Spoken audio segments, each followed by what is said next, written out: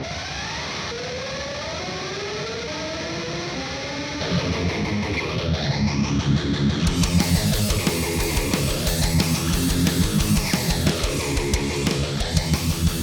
lovely freaks, and welcome back to the podcast. I'm your host Amanda, and if you're new here, hi, welcome. If you like things strange and unusual and true crime, you can go ahead and hit that subscribe or follow button. You can also head down to the description box and you'll see a link that will take you to our link tree. That'll give you access to our social media like Twitter, Instagram, and all that jazz. So as you can tell, I am alone today. This is going to be a solo adventure. But that's okay. We love a good solo moment. Sometimes I have those. Hannah it's been crazy with work and all other kinds of stuff. And actually we usually post on Sundays, but we posted this one on Monday because it's just crazy. We're actually going on vacation this weekend. So we will have an episode up for you guys Saturday. So don't worry about that. You'll have an episode Saturday before we go on vacation, but we might skip the next week. I don't know. I'll keep you guys updated on all that. So just want to say real quick, thanks to everybody that has, commented and liked and subscribed to our YouTube channel. Our YouTube channel is now at 130, which is awesome. And we're excited. We're kicking it out. We still have talked about other things that we're going to do, like Patreon and things like that. It's just so difficult, you guys. It's hard to think about what you guys may want if we do a Patreon page. So if you have any suggestions on what we could do on a Patreon page or anything like that, just you can go to our Twitter, you can message us, or you can comment in any of the platforms that we have. And then I just stuttered there, but whatever. Okay. So yeah, but we just want to thank you guys so far. You guys have been awesome, and just keep sharing our podcast. Keep cranking it out there. I want to also take a minute to tell you guys about my husband's YouTube channel. He has a gaming YouTube channel. I've mentioned it before on this podcast, but he's, getting a lot of subscribers and things like that, and he's pumping out some great content. So his YouTube channel will be linked down below, and go check him out. If you like horror games, he usually does horror games. I'm pretty sure that's his entire content is horror games, but he's super funny, and he's gotten a lot of good equipment, so everything looks a little sharp and crisp and all that jazz. So anywho, that'll be linked down below. But without further ado, let's get into today's podcast. As always, when I do this by myself, I just like to remind you guys that bear with me. There might be some stuttering going on or something. Also, our dog is kind of been sick lately, so she's in a crate behind me. So if you hear like some loud banging going on, that might be her. I'm trying to keep her quiet, but she's been a little under the weather with her tummy. She's had some tummy issues. So yeah, if you hear that, it's not an ambiance that I've added into this to sound creepier. It's just my dog. Okay, so if you saw the title, then you know what we're going to talk about today. We're going to talk about the Stanley Hotel.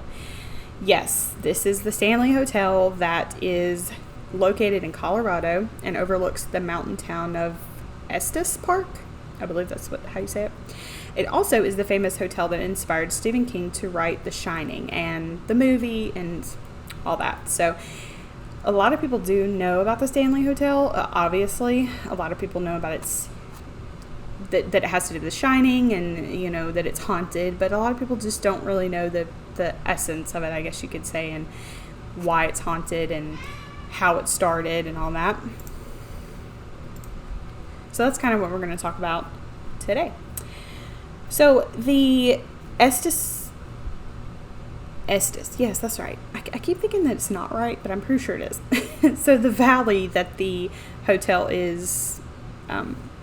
sits atop of, it looks over the valley, I guess you could say. It was ripe with mountain streams and meadows, and the Ute and the Arapaho, the Ute and the Arapaho tribes called this home, way back before this was ever a hotel, or before the guy that actually built the hotel, and we'll talk about him in a minute, before he even got there. So this was just a rich place of mountains and beauty and just super gorgeous, I guess you could say, before it was ever a town or ever a hotel or anything like that. Freeland Oscar Stanley, you'll hear him referred in this as F.O. Stanley, so because that's kind of what that's the guy, if you've ever heard like who built the Stanley Hotel, it's usually referred to as F.O. Stanley, but his actual name was Freeland Oscar Stanley. He traveled to the valley in the late 1800s, early 1900s to try and get his health back. It's said that he actually had TB, so he had tuberculosis, and we've talked about tuberculosis on this channel before and the awful horribleness that was. His doctor told him that he needed to go to the mountains and get some mountain air and just the sunshine, and all that would help him out with his TB. And we've actually talked on here, I think when we talked about the Waverly Hotel, we talked about the fact that that was one of the recommendations way back in the day for TB, was to get as much fresh air and mountain air, well, not necessarily mountain air, just fresh air and sunshine and all that you could get. I believe he came from the east, somewhere in the east. I want to say it was Massachusetts, so there wasn't really a lot of mountains there and fresh air. So, his doctor was like, you need to go to the mountains and get some fresh air and sunshine. His wife Flora was with him as well. They stayed at a friend's cabin first, and then after just one summer of being there, Stanley's health was completely restored. So much so that they decided to build their first house before they built the hotel. And this house actually is still there today. It's like a private house that is not far from the hotel. I can't remember exactly how far, but it's someone privately owns it even today. So it's like somebody's home. And that's the first place that they built. So they didn't build the hotel first. They built that. So I think that Stanley, I didn't write this down, but in my research, I remember seeing that I think he was part of the automotive. Like he helped build cars and stuff like that, and helped start an automotive business. I can't remember what it was. So he was a pretty well-off guy. And also, another thing I wanted to mention is, if you've never been to the mountains, I've never been to Colorado mountains, but I have been to like Tennessee and places like that. And I've been to the Rocky Mountains before in Tennessee. And it's just so much different how you can just breathe so much better. we go a couple of summers. I think we went last summer we went. And it's incredible how much better you can breathe, especially if you're somebody that suffers with allergies. I have allergies. I don't know if you can hear it in my voice, but right now I'm having an allergy attack because of certain flowers that are blooming outside. And if I was in the mountains right now, I'd be able to breathe like 100 times better. So that's one of the reasons also why his doctor was like, you need to get some better air quality, I guess you could say. And they loved it so much they stuck around. They started construction of the hotel in 1906. When it opened in 1909, they were in awe of how beautiful this hotel was. And I'll throw a picture up there to show you, and we'll have some pictures on our Instagram, Instagram and Twitter. But yeah, this hotel was gorgeous. And if you've ever seen The Shining, it pretty much looks like that. Or I think it's actually the same hotel. I'm pretty sure they took the same, like they filmed it at the same hotel. I don't know. I only say that because I don't know the history of the Shining movie. I just know the history of this. And Stephen King did stay at this hotel, and we'll also talk about Jim Carrey, who stayed at this hotel they filmed parts of Dumb and Dumber at this hotel as well. So if you've seen that movie, then you've seen some of this hotel. So people were in shock and awe. People also marveled at the fact that this hotel had electricity, phones, modern bathrooms, and all this was in this like vast wilderness. So as you can imagine, if you're coming from the city, these people see, telephones and bathrooms and all this in the city. But then when they come here to the middle of nowhere in the mountains overlooking this valley, they're probably thinking, okay, well, this is going to have like no plumbing, there's going to be outhouses, no electricity, but he had it all. He had it all there. And that's just really cool, especially for then. That was just really awesome for people to experience, I guess you could say. They didn't have to leave the luxuries behind when they came to this hotel, basically. There were also maids, cooks, servants, and staff, etc. The hotel had 420 rooms, ballrooms, and dining room areas, an underground cave system, and that was so the staff could, go underground. I mean, we've seen this a lot in big places. The Waverly Hotel, the Waverly Hospital had one, and then, of course, even Disney today has underground tunnels where people can get from one spot to the next, or if they need to move something underground where they don't want the guests to see it, yada yada. The hotel also helped grow the town around it. Tons of famous people stayed there when it was first opened. I believe Theodore Roosevelt. There was a bunch of different politicians and like kings and queens that would come there and stay, like if they had to come to America for something like that. By the 1970s, though, the hotel had fallen into trouble due to the neglect and the lack of investment. So they kind of ran out of money. They just weren't keeping up with it as much as they should have been.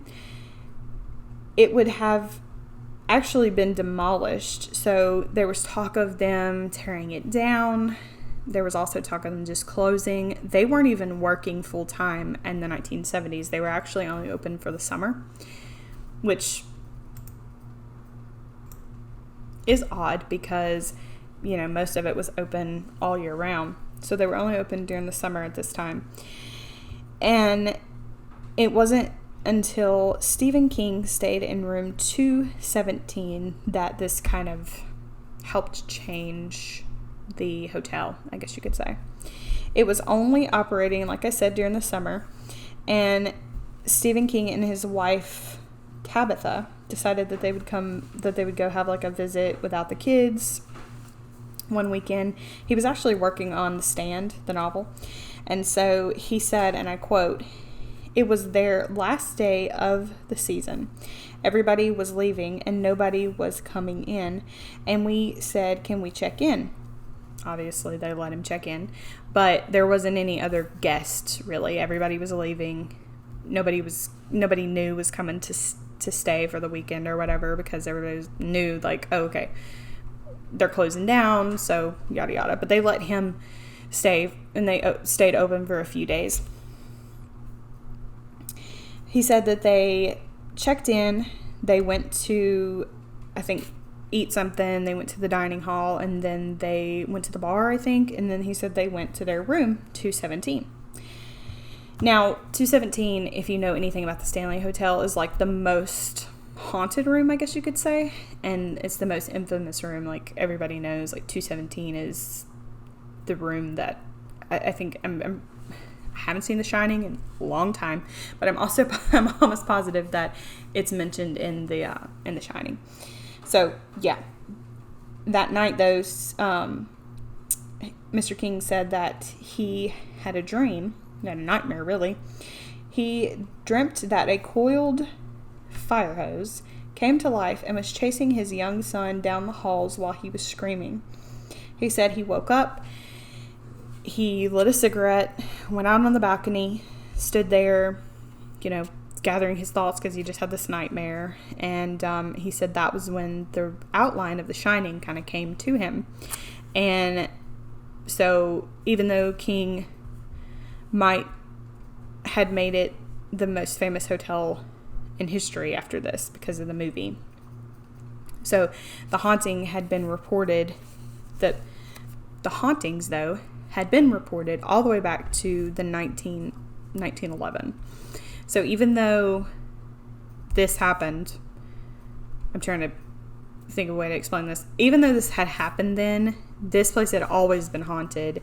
It's just that I guess since Stephen King decided to write a novel about it, people took more interest in the hotel. There we go. That's what I was trying to say. So after the valley, in 1911. It had only been open for, hold on, let me backtrack. The hotel had only been open for about 2 or 3 years when this happened. And this is like one of the major events, the people say, that caused the hauntings, I guess you could say, along with other things, but this is one of the things. After the valley had a massive flood, which caused the power to go out, F.O. Stanley, remember he's the guy that built this place, installed gas lanterns in each room so that way the guests would have lights at all times, even when the power went out. So he installed these in every room. There was a gas leak in the room 217, and the head chambermaid, Elizabeth Wilson, walked into the room with a lit candle, which caused a huge explosion.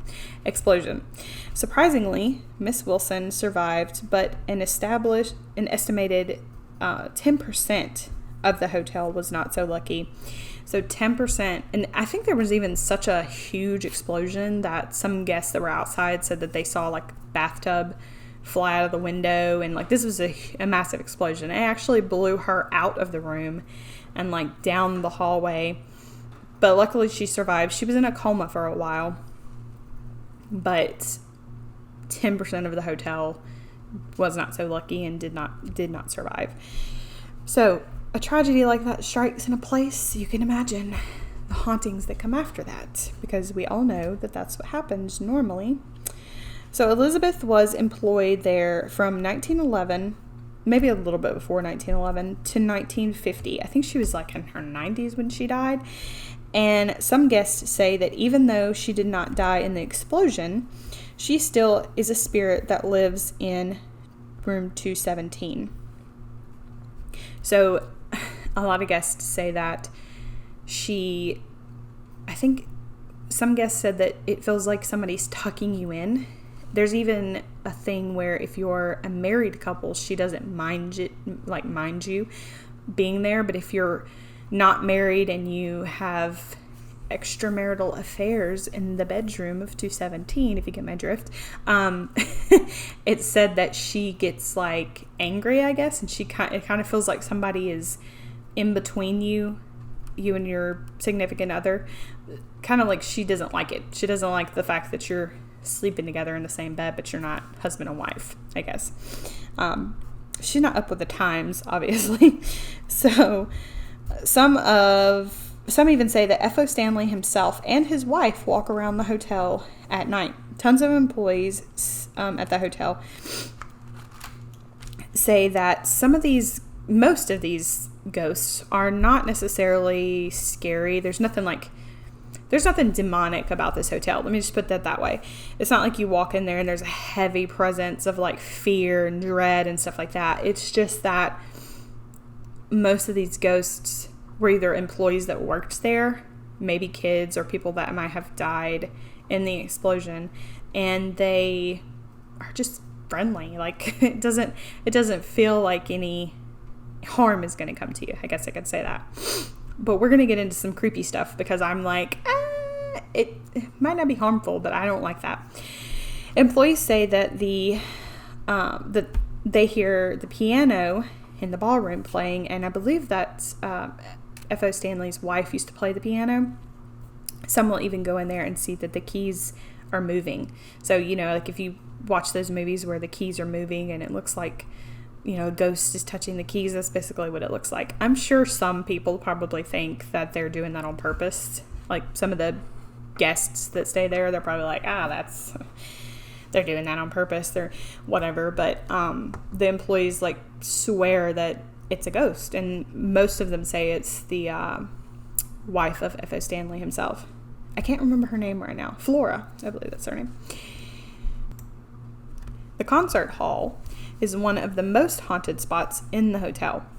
If you are in the concert hall after hours, it is said that you will hear a man scream, "Get out." And a lot of people say it's said to be the man named Paul who died of a heart attack. He actually died of a heart attack en route to the hospital from the hotel, but he was an employee there, and he was kind of the guy that worked. He was like in charge of the concert hall, so he was in charge of making sure everybody got out after concerts and cleaned up and everything like that. So I guess he's kind of like, hey, you're not supposed to be in here. It's after hours. Get out. Like, but he's not like, I guess he's not mean about it. I don't know. He's just telling you to get the hell out. Like, quit being a douche. According to some guests, room 201, hold on, backtrack. According to some guests, room 401 is haunted by an unfriendly male ghost. Not quite sure. Like, they just say that he's in there sometimes, and he's just kind of like me, like kind of a bud, I guess you could say. Room 207. I keep saying 2, you guys. I guess because I'm used to saying 217. Room 407. Multiple guests say that they feel an invisible force tucking them into bed at night. Like, I guess that could be like a maid that's like helping tuck them in. Like, good night, sweetie. Which is really weird. And then this is the one that creeps me out, though. Room 428. Said it right that time. Some have said that they see a cowboy looming over their bed while they sleep. Many guests have actually taken pictures of ghosts all over the hotel as well. And the cowboy, I guess you could say, he's kind of dressed like a cowboy. He also has been known to stand in the corner of the room and like watch you while you sleep, which my sister, if she's here right now, she'd be like, nope, I'm done. Nuh-uh. Because she can't, like, that's her biggest fear, like somebody watching her while she sleeps. So, which is, I mean, I'm not gonna lie, that's a pretty legitimate fear. That would creep me out too. But yeah, if I woke up to like a cowboy looming over my bed, I mean, I'd be out of there in a heartbeat. But like I said, guests have taken pictures all over this hotel, and there's tons of different tours you can take and things like that. And I believe there's one picture where it's the stairwell as soon as you walk in, because there's just like grand stairwell as soon as you walk in, and we'll put this picture up on our Instagram, and maybe the video as well. But when you walk in, there appears to be a woman dressed in like colonial type clothing, is what some people say. Either she has a hat on or she has her hair up. You can't really tell, but she's dressed in like a black dress. But I'll put the picture up so you guys can see. It's really creepy, but that's like one of the most infamous ghost pictures, I guess you can say, of this hotel and the different there's a word I'm looking for. Tours. That's the word I'm looking for. Different tours. Also, there's a little girl ghost. I can't remember where she is.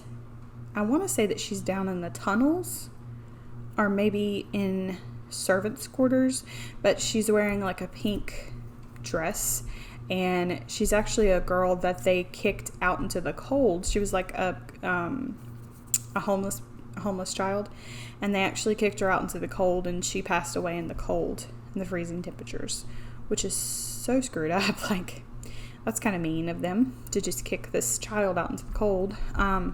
But yeah, she's said to have her presence looms about the hotel. Now we're going to talk about Jim Carrey.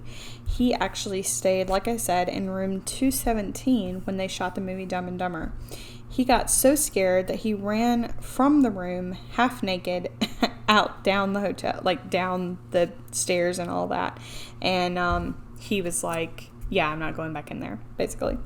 The hotel is also located on a bed of limestone and quartz, which, like, even under in the caves and all that, there is different limestone and quartz and stuff like that in the caves under the hotel, which we know that limestone is like a huge conductor of energy. And we've talked about this many times on this podcast. When you have limestone presence in any kind of like hauntings, it's usually like underground or something like that. A lot of houses are built that are haunted or built on top of limestone because it's a huge conductor of energy. So yeah, there have been multiple reports of children running around the hotel as well. And like I said, that little girl's one. There's other, people can hear what sounds like children running not up and down the hallways, but like above them, like if they're in room 200 and something, above them they can hear like footsteps just running back and forth, excuse me. And so yeah, I thought that was really cool. Well, not cool, but creepy, I guess you could say. I think it would be really interesting to visit the hotel, although it's all the way in Colorado, so I don't know. My sister-in-law goes to Colorado quite a lot though, so that'd be pretty cool. I might try to see if I can get her to go. Like, hey, don't you want to visit the Stanley Hotel while you're there and vlog it for me? Thanks. But yeah, so that's pretty much the gist. That is pretty much the story of the Stanley Hotel. Really creepy. I think that it's one of the, I think Shane Dawson, yes, he did a video. I think he stayed in room 217 and they didn't really experience much. One of the things that's crazy though is that room 217 is not really known to be like scary, I guess you could say, but Jim Carrey and Stephen King both experienced something, you know, not traumatizing in that room, but they both experienced like something creepy. And you know, I don't know about what Jim Carrey saw or anything like that, but I do know that Stephen King had that nightmare. But most people say that it's not a bad feeling in room 217. It's just like, oh, the maid's tucking you in, or she's, you know, mad because you're sleeping with somebody you're not married to, or I don't know, just stuff like that. So, yeah, I don't know. I just thought that was really strange that they had those experiences when nobody else really has. But I know that The Shining kind of paints it as this dark place and like this place that drives Jack Nicholson's character crazy. So I don't know. I don't really know why he took it in that direction when it's not. Everybody says that the hotel's not that scary. Like, it's just, I guess, like, it's like being at Hogwarts, I guess you could say. That's the closest thing I can explain. Or like Casper the Friendly Ghost. So, you know, it's just friendly ghosts about, is what the employees say anyways. But maybe they're just used to it so much that it doesn't spook them out. Frankly, if I saw someone standing in the corner of my room, like I said with that cowboy figure guy, I would freak out. I don't think I could ever get Hannah to go, like us together. I might try one day, but like, hey, we're going to go to the Stanley Hotel. We're not going to stay in that room where the guy like stares at you in the corner, because she would not have that. We'll stay in one of the rooms that aren't so haunted. But anywho, all right, guys. Well, that's pretty much it. This one was short and sweet, and I hope you guys enjoyed it, found it informative. Yeah, I wanted to do something ghostly. Now, Saturday, we'll have an episode on Saturday. I'm not sure the date on that one. It is the 11th. Sorry, I had to look at my calendar. So Saturday the 11th, we will have a episode for you guys up, and it will be not a pleasant one. It won't be a spooky one. It'll be a dreadful one for sure. And it's a murder episode. So true crime episode, I guess you could say. We'll have that up for you Saturday, and this one will be up for you. What's today? Yeah, this one will be up for you Monday. So I hope that you guys enjoyed this episode. Please like, comment, subscribe, all that good stuff. Go rate us and review us. You can rate and review now on, well, I don't know if you can review, but I know you can rate now on Spotify, as long as you're following the podcast. And I'm trying to think of anything else. I guess that's it. So we'll see you guys later. Bye.